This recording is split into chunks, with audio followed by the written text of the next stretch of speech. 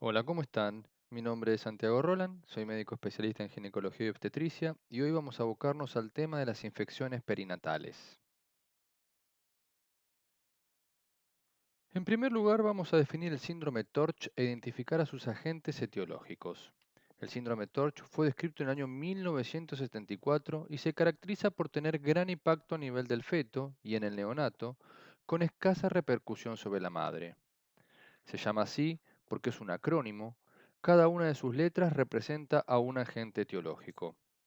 En su versión original incluía la toxoplasmosis, a un grupo de virus integrados por dos familias, la Togaviridae, a la cual corresponde la rubiola, y la Herpes viridae, a la cual corresponden el citomegalovirus y el virus herpes simplex. Estas infecciones suelen ser asintomáticas en el transcurso del embarazo y deben ser pesquisadas, por lo tanto, durante el control prenatal, porque pueden generar abortos, defectos congénitos, prematurez, RCU con oligoamnios e hidropesía fetal o asitis y ocasionalmente polidramnios.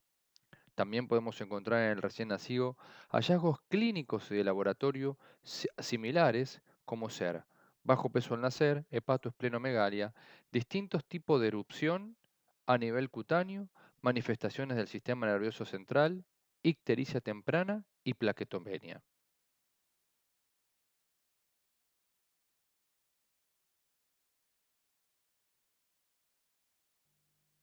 En una versión más reciente, decimos que el síndrome de TORCH sigue estando compuesto por el agente productor de la toxoplasmosis, el Toxoplasma gondii. La O es de otras e incluimos a la sífilis, hepatitis B, infección por virus Coxsackie, infección por virus de Epstein-Barr, infección por el virus de varicela zoster y por parvovirus humanos. La R es de rubiola, la C sigue siendo de citomegalovirus y en H incluimos al herpes simplex y al HIV. La transmisión vertical, es decir, la transmisión de la madre al hijo, puede ser durante el embarazo siguiendo la vía transplacentaria, y entonces hablaremos de infecciones congénitas. Se puede producir también durante el momento del parto, y entonces hablaremos de infecciones perinatales.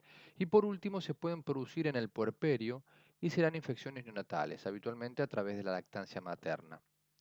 Dentro de las acciones que llevamos a cabo durante el control prenatal, se encuentra la de hacer detección de infecciones perinatales, infecciones de transmisión sexual y vaginosis bacteriana.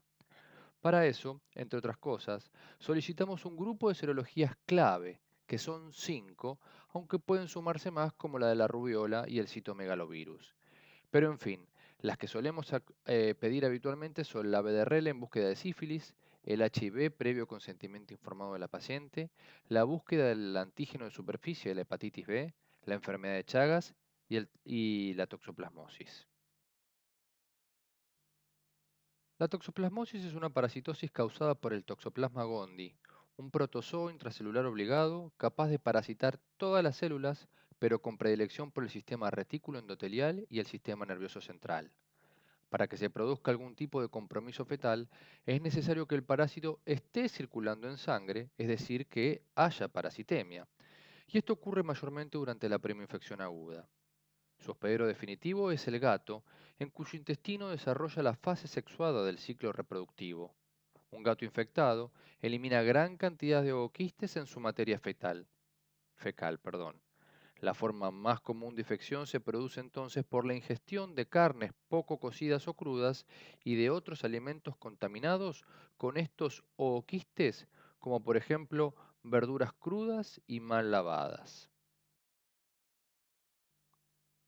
Habitualmente, en el 85-90% de los casos, la forma de presentación clínica de la primoinfección aguda es subclínica o asintomática.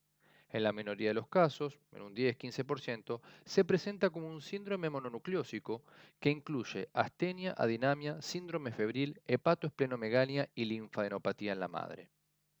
El riesgo de toxoplasmosis congénita depende del momento de la gestación en que es adquirida esta infección.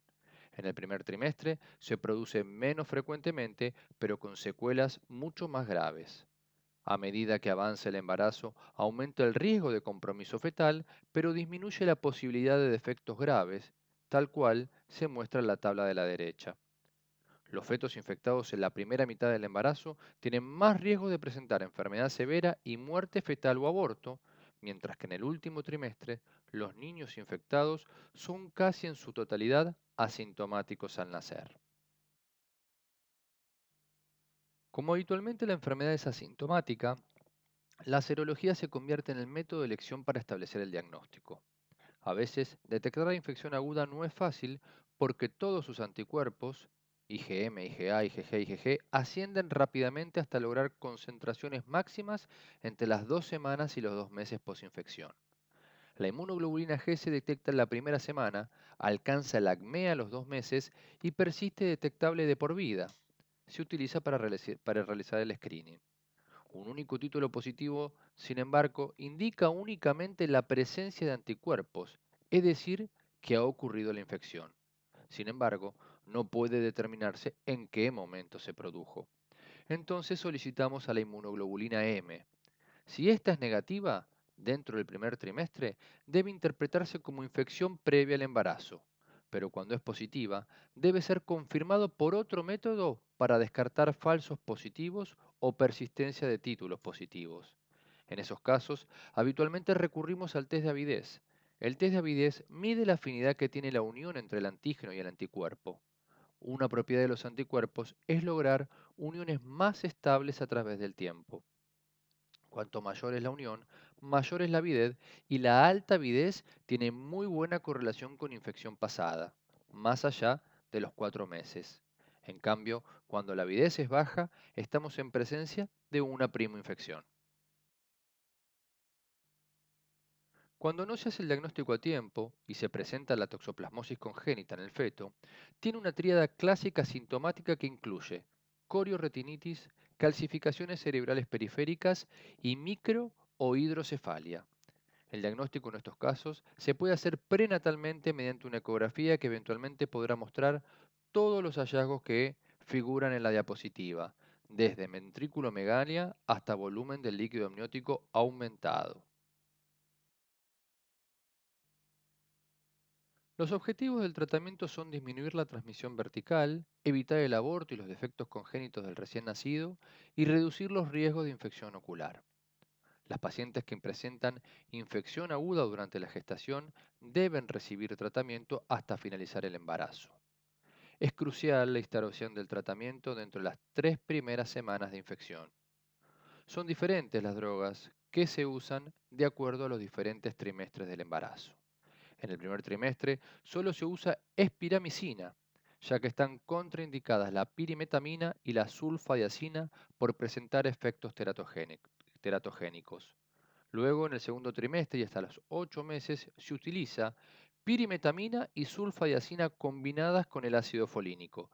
Y por último, desde 9 meses hasta el parto, nuevamente solo utilizamos espiramicina por el riesgo presentado de desarrollar Cagniterus en el recién nacido. Para evitar todo esto, una vez más, la prevención se hace esencial, sobre todo en mujeres en edad de procrear y vírgenes de enfermedad. Estas pacientes deben estar en estado de alerta porque se encuentran expuestas a la infección. Las medidas profilácticas más eficaces tienen que ver con el lavado de manos antes de ingerir alimento, ingerir las carnes bien cocidas, ahumadas o en salmuera. De la misma manera, hacer un lavado minucioso de las manos luego de manipular carne cruda o vegetales frescos, así como también la limpieza de las superficies y utensilios de cocina que tuvieron contacto con la carne cruda. No se debe utilizar la misma superficie de apoyo de la carne cruda con los vegetales que si quieran frescos. Tampoco se debe ingerir vegetales crudos cuando no se puede asegurar que fueron bien lavados. No deben ingerirse huevos crudos ni leche no pasteurizada. Si se realizan trabajos de jardinería, es recomendable usar guantes y luego lavarse bien las manos. Y por último, evitar contactos con excretas de gatos. En el caso de poseer mascota felina, se recomienda remover las excretas diariamente con guante y lavados de mano posterior. Hablemos ahora de la sífilis, que como todos ya saben, es la enfermedad producida por el Treponema pallidum, una espiroqueta. Esta penetra a través de la piel o las mucosas sin necesidad de un traumatismo previo.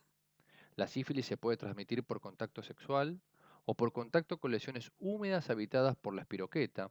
Por eso se dice que la fase secundaria es la más contagiosa. Otra vía es la vertical o transplacentaria, que de repente es la que hoy nos interesa un poquito más a nosotros, pero hay que tener presente que la sífilis nos atraviesa a todos porque verdaderamente estamos en presencia de una epidemia nacional. La sífilis puede transmitirse en cualquier momento de la gestación y durante el parto, aunque el riesgo es mayor en el tercer trimestre. No se transmite a través de la lactancia. Y por último, la última de las vías de transmisión tiene que ver con las transfusiones de sangre. Como ya lo sabrán, y ya lo habrán visto varias veces, la enfermedad tiene una fase primaria caracterizada por la presencia de una úlcera o chancro duro, como se llama esta lesión. Es la foto que vemos arriba y a la derecha. Esta úlcera suele ser única, indolora y dura, y con un fondo limpio y seco con bordes bien definidos. Puede o no acompañarse de adenopatías inguinales bilaterales. Luego viene una fase secundaria, la cual ha sido llamada la gran imitadora porque se presentan lesiones en piel de aspecto variado, como la rociola y la sífilides. Además, se puede acompañar de fiebre, ganglios linfáticos inflamados, dolor de garganta, dolor de cabeza, pérdida de peso y dolores musculares. Por último, luego de un periodo de latencia prolongado, puede sucederse la sífilis terciaria en las pacientes que no han sido tratadas. En ella, la enfermedad continúa como un proceso inflamatorio lento que puede afectar cualquier órgano y manifestarse años después de la infección inicial. Suele hacerlo a nivel del sistema nervioso central y también aparece como gomas en algunos órganos sólidos. El diagnóstico puede hacerse directa o indirectamente según la visualización del treponema. No es lo más común, pero se puede detectarlo mediante un examen en fresco con microscopía de campo oscuro, tomando muestras directamente de las lesiones.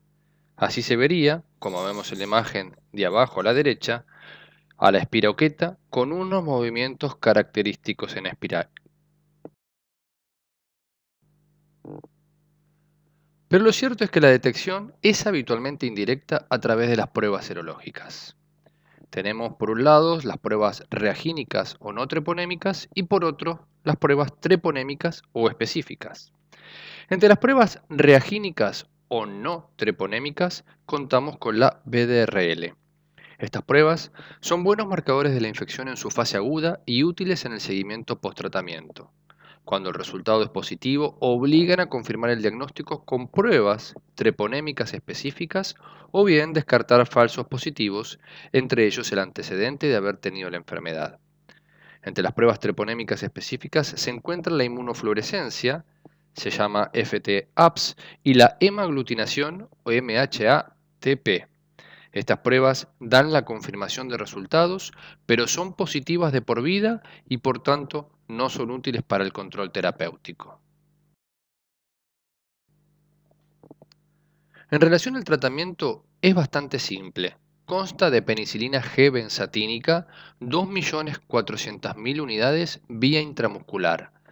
Lo que todavía está en discusión es si es una única dosis o 3 dosis. Habitualmente y en forma tradicional todavía seguimos poniendo las 3, una por semana. En cuanto al seguimiento, lo hacemos con la BDRL, ya que nos arrojan valores cuantitativos. Solicitamos una al mes de tratamiento, otra a los 3 meses de tratamiento, 6, 9 y 12 meses consecutivos. Si los valores BRL bajan, habla de una buena respuesta al tratamiento.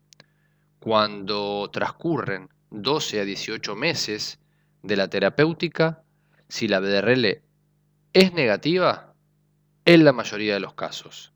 Ahora, cuando tenemos aumentos por 4 veces sus valores, estamos en presencia de una reinfección y es necesario hacer un nuevo tratamiento. Hablemos ahora sobre el HIV. En los últimos años se ha progresado mucho en el conocimiento sobre las vías de transmisión de este virus y los modos de prevenirlo.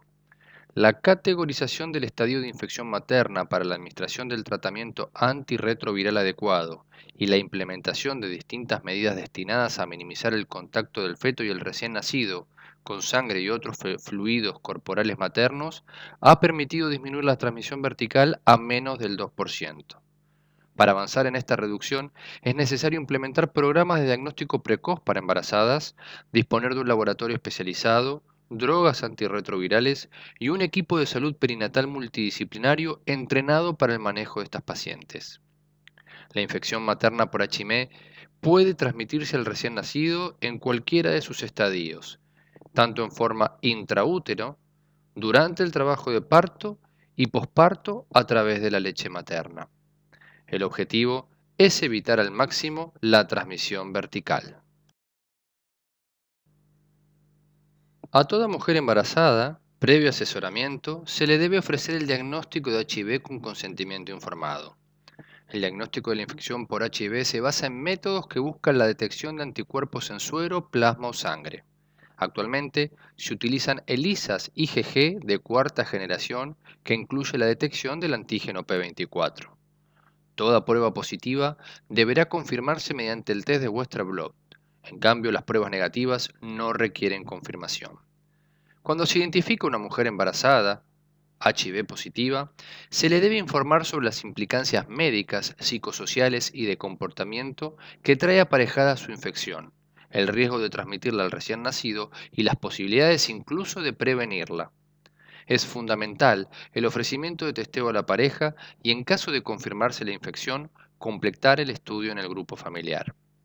Toda paciente, por otro lado, que ingrese a un centro obstétrico debe tener el resultado de un test de HIV disponible siempre a mano. Si la paciente no lo trae al momento de la internación o nunca se lo realizó, el médico que la recibe deberá solicitar un test rápido para implementar sin retraso el esquema de prevención en caso de ser necesario.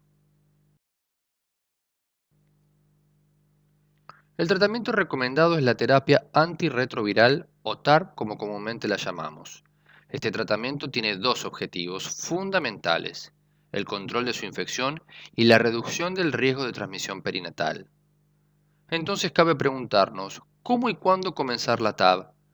El mayor porcentaje de transmisión ocurre cerca del momento del parto o durante este, y otro dato importante es que los niveles de carga viral plasmática se correlacionan con dicho riesgo.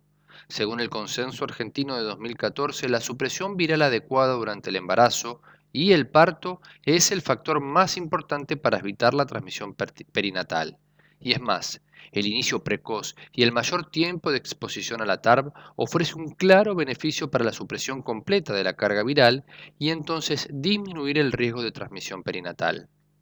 La evaluación inicial incluirá el recuento de CD4, antecedentes,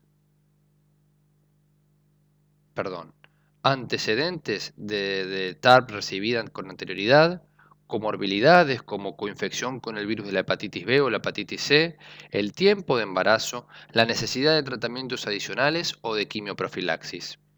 Independientemente del recuento de CD4 y el valor de la carga viral, todas, absolutamente todas las pacientes embarazadas deben recibir TARP combinado.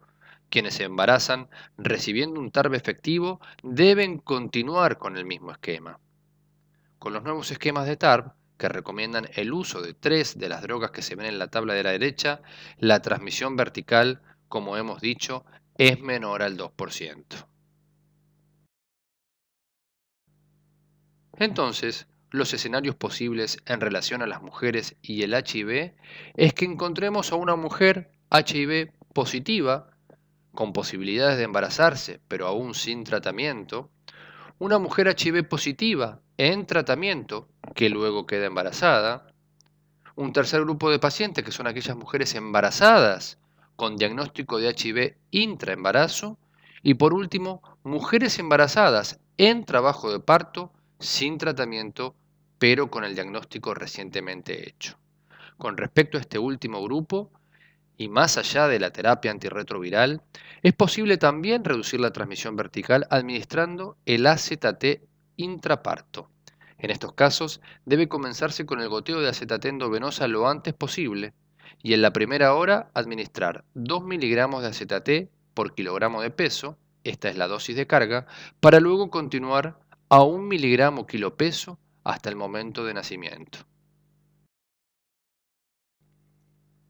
En relación a la vía de parto, el único escenario donde está autorizada la paciente a tener un parto vaginal es cuando una mujer con HIV está en tratamiento con TARP y tiene un valor de carga viral menor a 50 copias por mililitros a las 36 semanas de gestación. En estos casos, la probabilidad de transmisión es menor al 1% aún con un parto vaginal. En el resto de los casos, es aconsejable la operación cesárea e indicar el AZT como se explicó anteriormente. Cuando una mujer con HIV ingresa para una cesárea programada con bolsa íntegra y sin trabajo de parto, se debe indicar el AZT endovenoso 3 horas antes del comienzo de la operación y luego del clampeo del cordón debe interrumpirse la infusión. El neonatólogo deberá evaluar la administración de jarabe de AZT al recién nacido. En el puerperio, por supuesto que es necesario continuar con la TARP. La lactancia está contraindicada ya que es considerada otra vía de transmisión perinatal del virus. Debemos entonces, en estos casos, realizar la inhibición de la lactancia con cabergolina. La cuarta infección perinatal que abordaremos es la causada por el virus de la hepatitis B.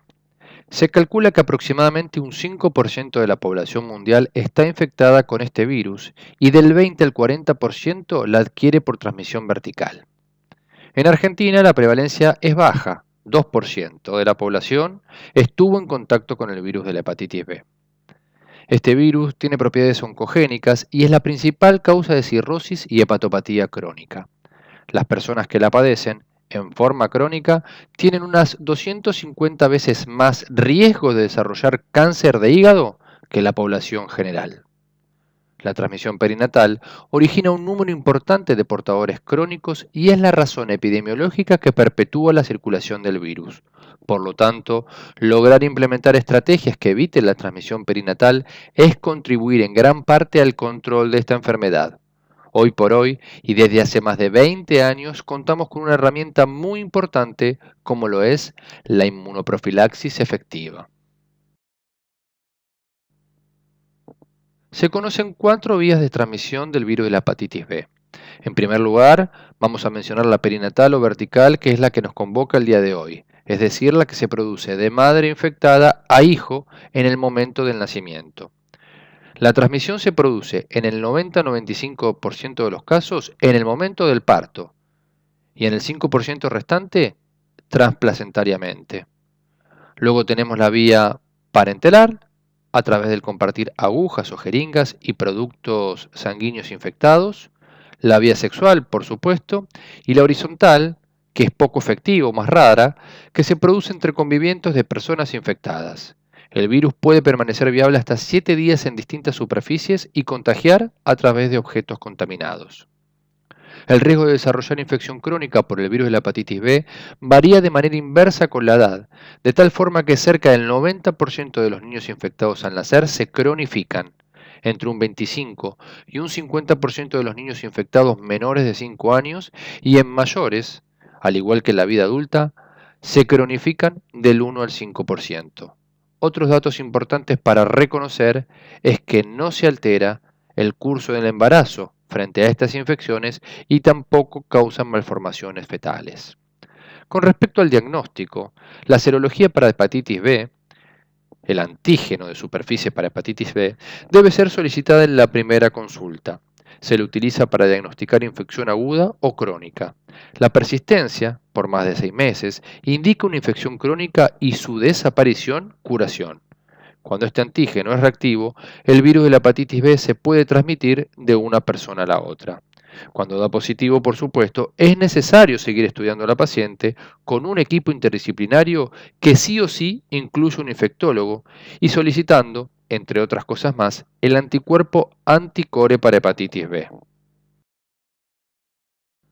La prevención de la transmisión perinatal requiere entonces, como primer paso fundamental, el reconocimiento de las madres portadoras, es decir, el reconocimiento del antígeno de superficie del virus de la hepatitis B. Si se respetan los tiempos óptimos de aplicación, la eficacia de la inmunoprofilaxis tiene un valor cercano al 90%. Los hijos de madres portadoras deben recibir la vacuna antes de las primeras 12 horas de vida y antes de las 72, preferiblemente dentro de las primeras 12, también la gamma globulina específica. Para terminar, diremos que la enfermedad de Chagas-Mazas o tripanosomiasis americana es una infección con el Trypanosoma cruzi, parásito unicelular que se transmite a través de un insecto hematófago, el ya por todos conocido Triatoma infestan o vinchuca. En Argentina, esta enfermedad tiene una tasa de prevalencia del 5%. Es una enfermedad endémica.